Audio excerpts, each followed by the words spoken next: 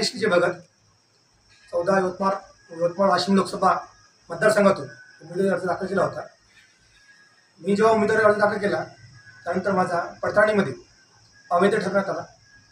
त्याबद्दल मला काही बोलायचं नाही, परंतु जेव्हा कोण्या उमेदवारी काय काय अर्ज सादर केला, उमेदवारी अर्जामध्ये कोणत्या कोणत्या प्रक्रिया असतात मला ते बघायचं होतं, तेव्हा माझ्या हातात मी संजय उत्तमराव देशमुख यांची माहिती म्हणजे उमेदवारी पाहायला असता मी त्या ठिकाणी मला एक सातबाऱ्यावरची माहिती हे तिथं दिसली नाही। त्या प्रतिपत्रामध्ये की मूळचा उकडी तालुका दिग्रस जिल्हा यवतमाळ येथील त्यांचे 66 नंबर आहे 30 आणि त्यांनी बँकेचं कर्ज घेतलेलं आहे आणि कर्ज बोजा हा सातबाऱ्यावर दाखवलेला आहे।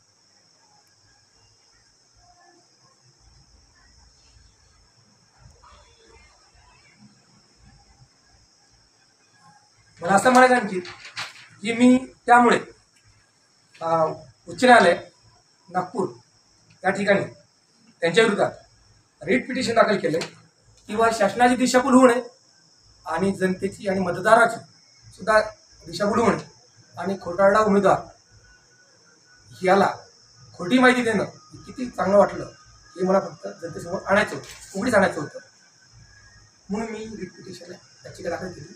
माझा कोणताही उद्देश नाही, मला माझा काही त्यांना विरोधही नाही आणि मी कोणा उमेदवाराच्या विरोधात मला बोलायचंही नाही आणि माझी ही याचिका आहे। जो निकाल लागणार त्यामध्ये त्यापूर्वी मी माननीय आमचे ॲडव्होकेट साहेब जे आहेत त्यांना याचिकेमार्फत म्हणजे उच्च न्यायालयाचे जे न्यायाधीश आहेत त्यांना मी याचिकेमार्फत विनंती केली की यांची माहिती खरी आहे का खोटी आहे आपण पडताळणी करू। त्यांचा जर माहिती जर खोटी असेल तर आपण हे रद्द करावी त्यांची उमेदवारी, अन्यथा माझी माहिती तुमच्याकडे पुरवण्यात आली असेल त्याच्या विरोधात तर त्यांचा कॉन्स्टँट करण्यात आला आणि मला कोण्या उमेदवाराच्या विरोधात काही म्हणायचं नाही। मला संजय उत्तमराव देशमुख यांचाही विरोध करायचा नाही, परंतु त्यांनी दर्शवलेली माहिती का बरं त्यांनी अशी माहिती दर्शवावी, खोटी माहिती शासनाने का दिशाभूल करायची, मतदाराची का म्हणजे जागृत मतदाराची का त्यांनी दिशाभूल करायची, माझे प्रश्न हे आहेत।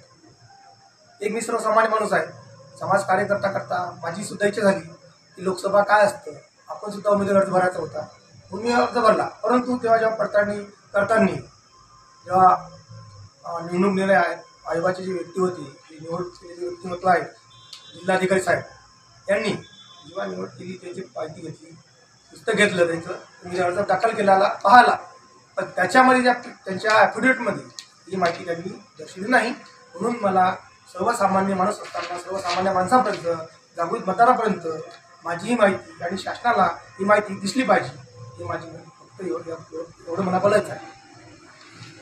बाकी